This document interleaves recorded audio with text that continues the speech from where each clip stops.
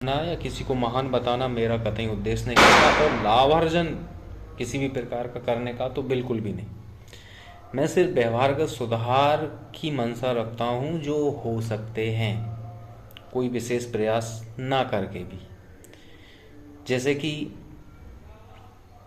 हम अगर मांग करें जनता के तौर पे, तो हमारी मांग भी वैश्विक सुधार के स्तर की मांग होनी चाहिए।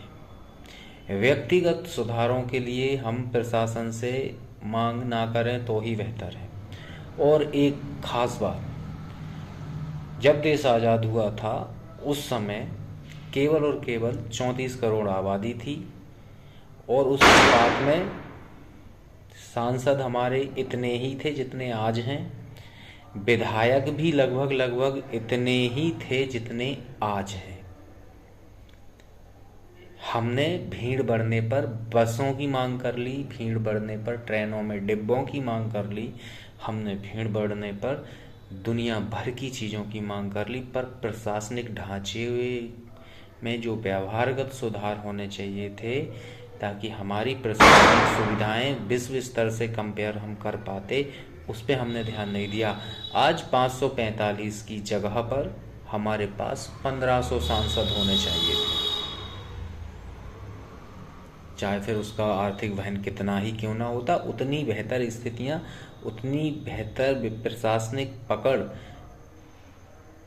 जनता पर सरकार की होती, और जनता की मांगों को उतने बेहतर तरीके से जनप्रतिनिधि हल कर पाते। विधायक भी अगर देखे जाएं तो 230 विधायक 8 करोड़ की आबादी पर मुझे नहीं लगता पर्याप्त हैं। कम से कम 3 गुना विधायक होने चाहिए थे। मध्य प्रदेश के पास 500 से अधिक विधायक होने चाहिए थे हमारी विधानसभा में, पर इस ओर हमारा ध्यान नहीं गया। जिले देखें तो पूरे भारतवर्ष में ही देखें तो लगभग 792 या लगभग 792 जिले हैं। अगर यही जिले 1500 जिले होते तो उतने ही जिलाधीश उसको एडमिनिस्ट्रेशन में चल रहे होते तो कुछ बात अलग होती। तालुका तहसील की अगर बात करें तो लगभग 5-6 हज़ार, मतलब 5,500-6 हज़ार तहसीलें हैं वर्तमान में। अगर ये 5,500-6 हज़ार तहसीलें, अगर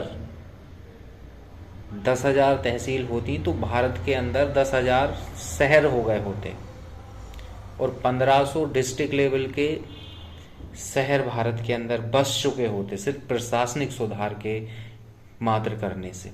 पर इस ओर हमने ध्यान नहीं दिया। 1600 सांसद होते, 1500 सांसद होते तो 1500 कॉन्स्टेंसी होती, उनका भी आर्थिक विकास एक अलग ही तरीके से हो रहा होता। मध्य प्रदेश में आज 500 विधानसभाएं होती, तो उन 500 विधानसभा सीट होती तो 500 विधायक होते तो कुछ तो सुधार हो रहा होता। पर इस ओर हमने ध्यान देने में हम बहुत चूक गए, और यही एकमात्र कारण है कि हम वैश्विक विकास की रफ्तार में वहाँ खड़े हैं, क्योंकि हमारा विकास तो उसी ही गति से हो रहा है जिस गति से 1947 में भी हो रहा था। 1951 में गति में कोई परिवर्तन नहीं। गति में तब परिवर्तन होता या तो हम अपनी गति बढ़ा लेते या फिर प्रशासनिक तंत्र को आगे बढ़ा देते। हम दोनों ही चीज़ों में पीछे रह गए। हम तकनीकी विकास भी अपना एजुकेशन को उस मोड में नहीं ला पाए कि हमारा तकनीकी विकास हो सके। चलो वो नहीं ला पाए थे तो ठीक है, पर हम प्रशासनिक तंत्र को मजबूत करके भी अपना विकास कर सकते थे, हम उसमें भी पिछड़ गए।